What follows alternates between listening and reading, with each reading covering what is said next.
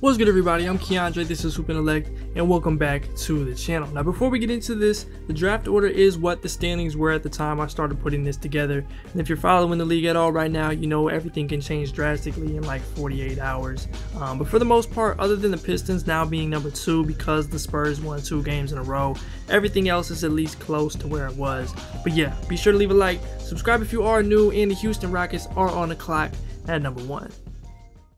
And with that first pick, the Rockets take none other than Victor Wembanyama. And Wemby is the type of talent that would inevitably shift a lot of the approach of the Rockets organization, and hopefully in the process put the right pieces in place in terms of the coaching staff and filling out the roster with more established players. But even with the current group on paper, I do like the idea of Wemby here.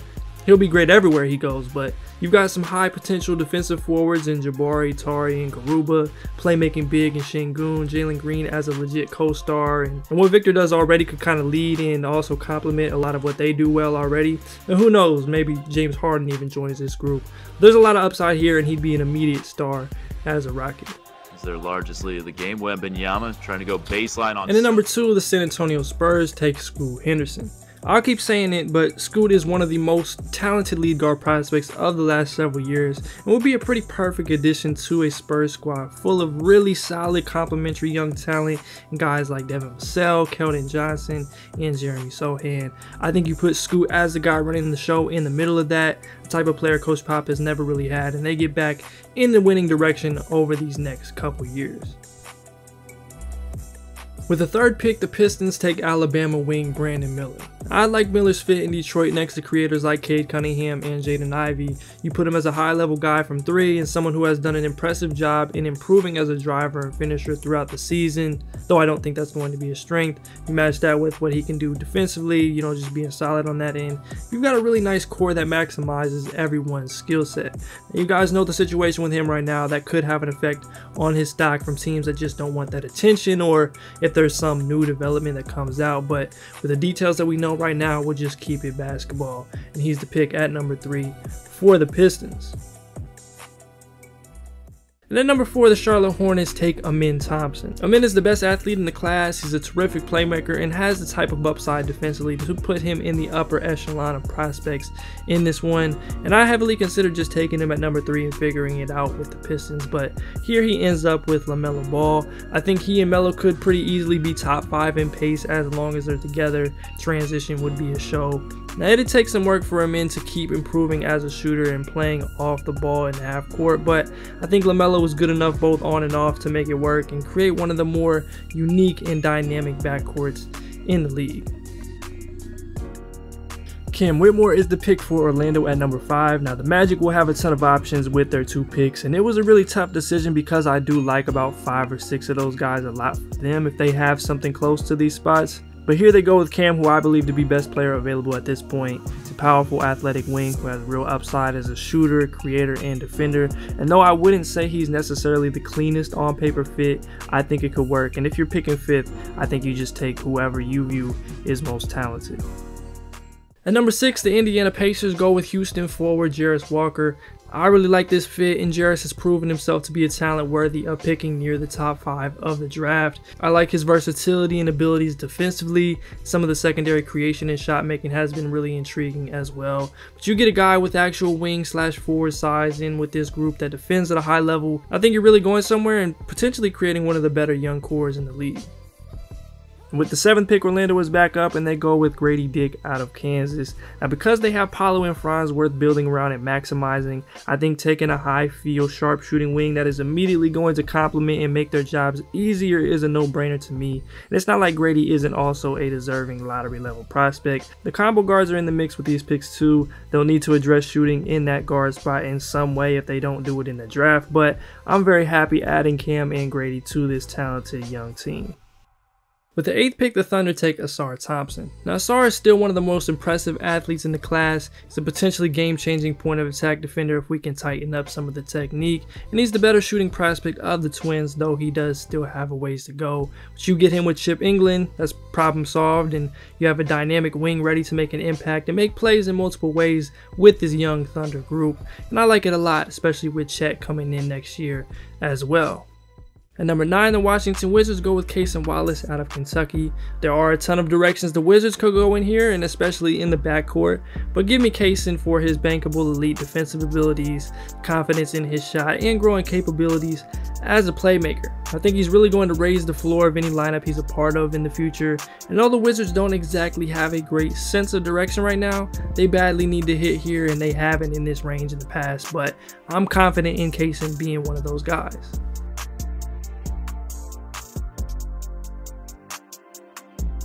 At number 10, the Pelicans take Keyonte George. I honestly don't know if New Orleans would play anyone that they take here, but I think the talent of somebody like Keyonte is too much to pass up, and worst case scenario, he's later involved in some big move for a star to make them a contender right away. But I really like his upside as a self-creator. He's got some high-level passing flashes, and call me crazy, I still think there's a solid defender in there, and for that, he goes 10th to the Pels.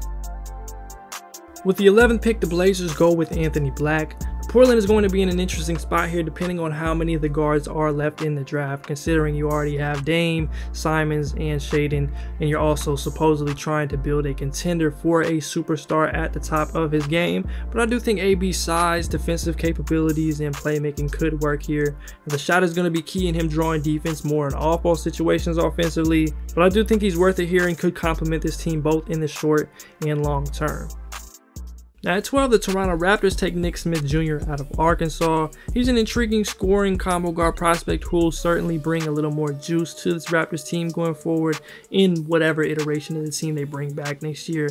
I do think there's a strong possibility he goes higher than this. I'm still weighing him next to some of those other guards that were just picked, but this is good value if it were to happen. Now it's Smith. Oh, he's feeling it. Heat check. The Lakers take Jet Howard with the 13th pick, and I love this pick here. A 6'8 shooter with on-ball upside that functions well in different settings and can make plays. I'm a fan of that skill set even with some of the defensive or athletic concerns that you might have. He's been battling an ankle injury as of late and his stock has taken a hit, but I still think he holds lottery value and would be a great addition to what's been an impressive fixing of a mess by the Lakers front office. And I can see him making an impact fairly early in his career. Now with the first of 2 Jazz picks in a row, they take Jalen Hood-Schifino, one of the hottest players in college basketball right now. He's got great poise, he makes plays and few mistakes, and can defend. You still wonder just how good of a shooter he is in some of the self-creation, but he's a gamer, he's a lottery type of talent, and someone I think this Utah group could really use in multiple ways and grow with for the future. But here's a look back at the lottery.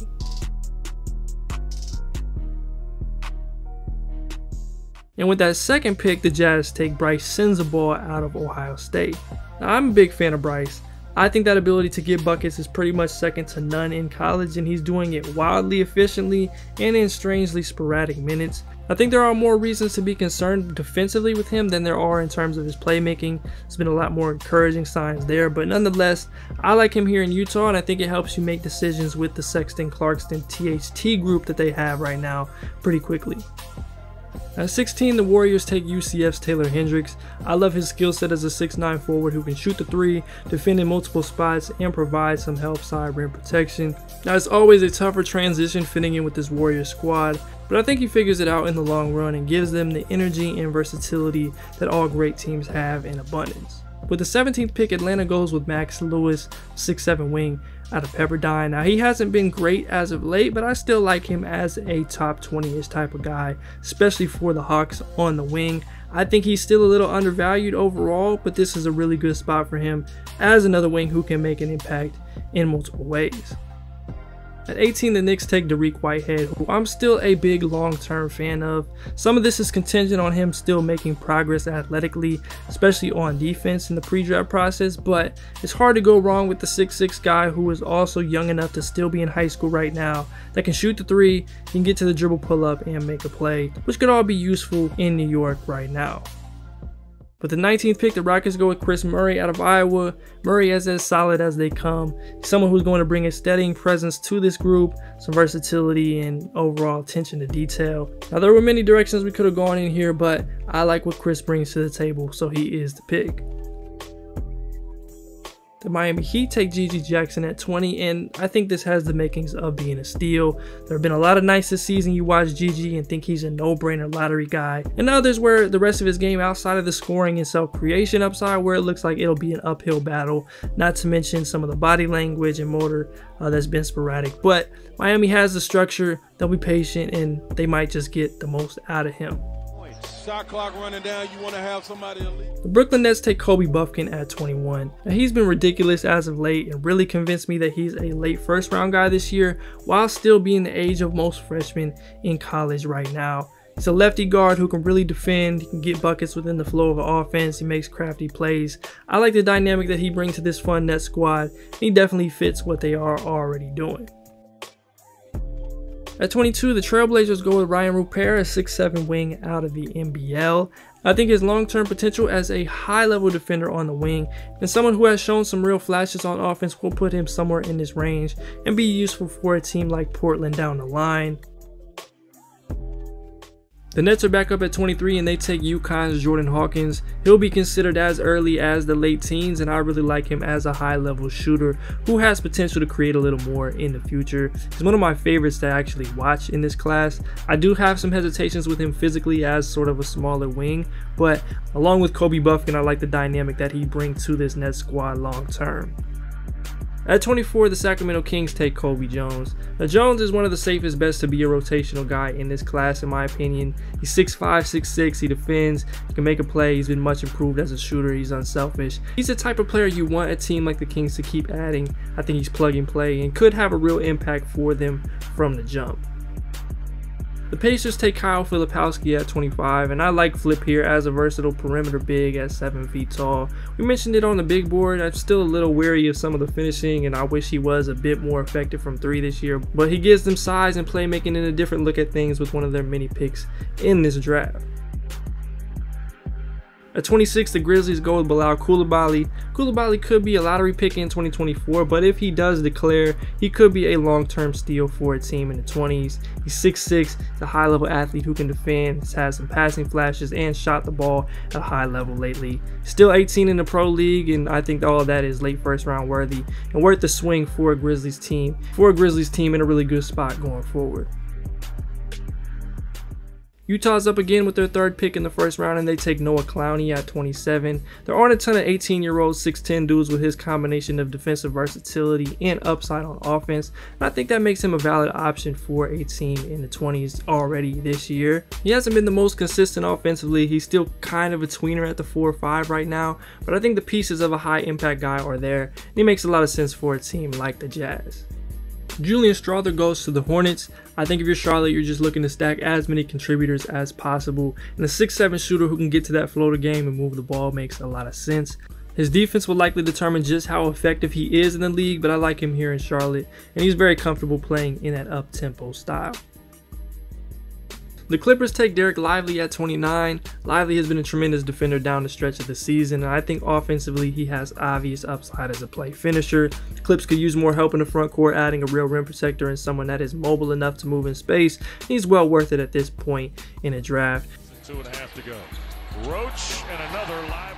With the last pick in the first round, the Indiana Pacers take Sidi Sissoko. He's a 6'8" wing/guard who works as a secondary creator and has really adjusted to an off-ball role well and is shooting the ball at an extremely high clip. The Pacers get a big playmaker who I think would fit really well with this young group in that sort of connector role, and his stock could honestly continue to rise for me if he keeps playing like this down the stretch. Now here's a look back at the entire first round.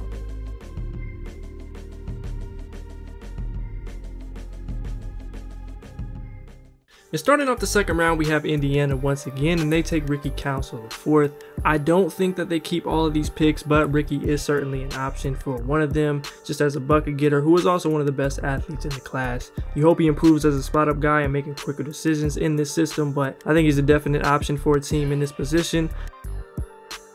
The Spurs go with Kel'el Ware at 32, and he's had limited playing time. The motor still hasn't been there all the way in his minutes, but his upside is too good to fall past the early 30s to me if he does declare in this class. Could come back and be, a top 20 pick in 24, but that combination of fluidity, rim protection, and the shooting potential is still something of high value to me.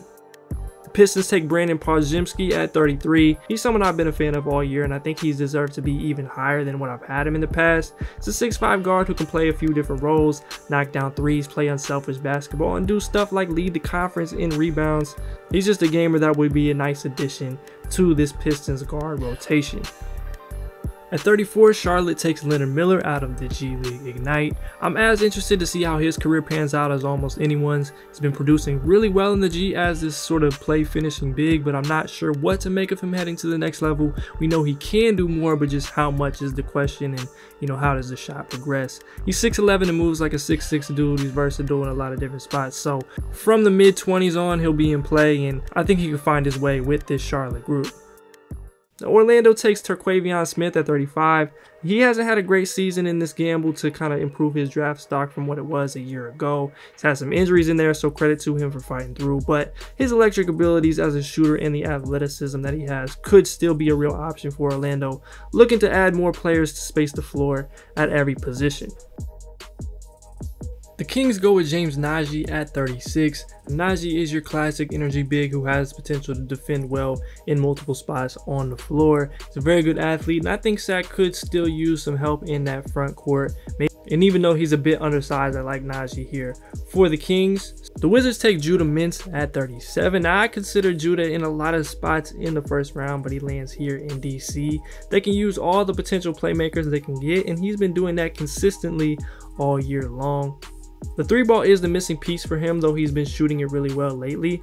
But if he declares this year, he'd be a very good value pick at this point of the draft. Step in, a little leaning too. The Thunder get one of my favorite targets for them, and that is Deron Holmes out of Dayton. I've loved what Jay Will has done this year. You've got JRE there as well. Chet will come back next year, but having a guy on the roster who can finish plays above the brim and block shots in the ways that Deron can would add a new element in that front court rotation. The Nuggets take Tristan Vukcevic at 39. 7-footer who can stretch the floor, make plays, and has had a bit more consistency doing it this year than in previous years. Makes sense for teams, and I think the Nuggets could still use another guy at that 4 spot down the line, and Vukcevic could very well play that role. Nikola Jurisic goes to LA at 40. He hasn't been nearly the level shooter I still feel like he can be. He's not the greatest athlete either, but the Lakers could use another wing who can make plays at 6'8". It's good value, and whether he comes over immediately or in the future, I like his value in this spot. The Celtics take Arkansas wing Jordan Walsh at 41. And he's got some work to do offensively, but he's got special potential on defense. So if he can become just a respectable 3-point shooter, make quicker and better decisions, that's a rotation player for them for years to come. And they need a few more young guys in there to help extend this window down the line. Marcus Sasser is the pick for the Spurs at 42. I think he'll have a great March and potentially go higher than this. He's been heating up as of late, and it's just tougher to pass up on his raw shot making abilities here, even as a smaller, older combo guard. Now Julian Phillips goes to New Orleans. I don't know if he'll declare at this point, but a wing with good size has shown what he has defensively and figured out how to make an impact even as a shot is a work in progress is a good long-term bet. It matches New Orleans' group of rangy defense first wings. Trace Jackson Davis goes to Memphis at 44. I'm probably a little lower than most on him at this point, but I'm coming around to the idea of his finishing ability, the defensive and passing improvements, giving him a spot in the league, even as he's a bit undersized and will be playing a completely different role than he has at Indiana. The Hornets go with Keontae Johnson at 45. He's a physical wing who has proven he can shoot it and make an impact defensively. He's got a chance of carving out a role, and hopefully the medicals are a-okay in his favor.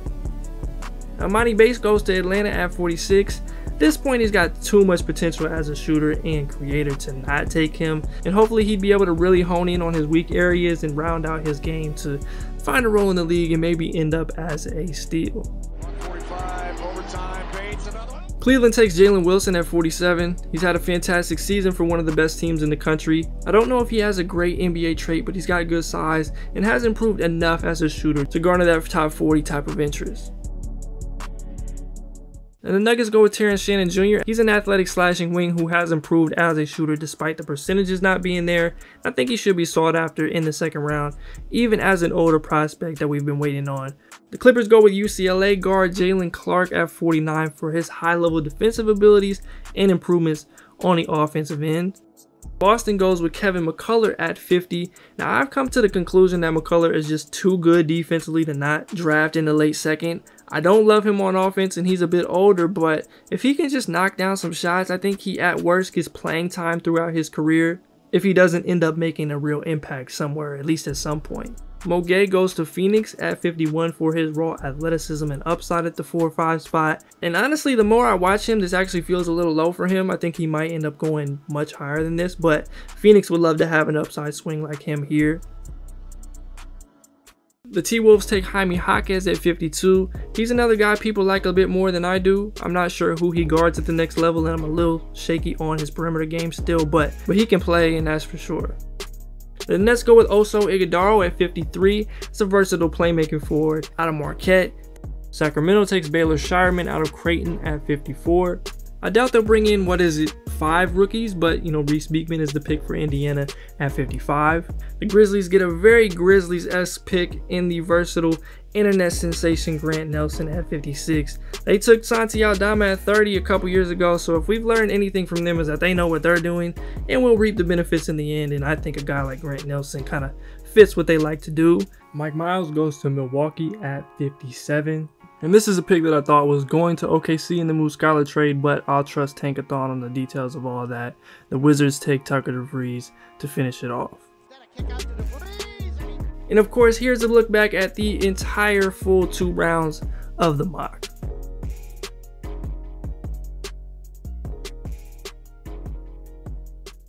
I appreciate y'all for watching this video. Be sure to leave a like if you enjoyed, subscribe if you are new, and comment down below some of your favorite landing spots for the top prospects in this draft, or who you want your favorite team to pick. Now, with the conference tournaments and March Madness coming up, we'll have some content on that in the next week or so. And the scatter reports will probably make their debut sometime in the next week or so too, so I'm very excited for all that coming back to the channel. And we'll also probably do another tournament challenge like we did last year. Maybe even have a prize for that once again for the winner. So stay locked to the channel, the community page, and my Twitter if you aren't already for all of that. But as always, I'm Keandre. This is HoopIntellect. Until next time, I'm out.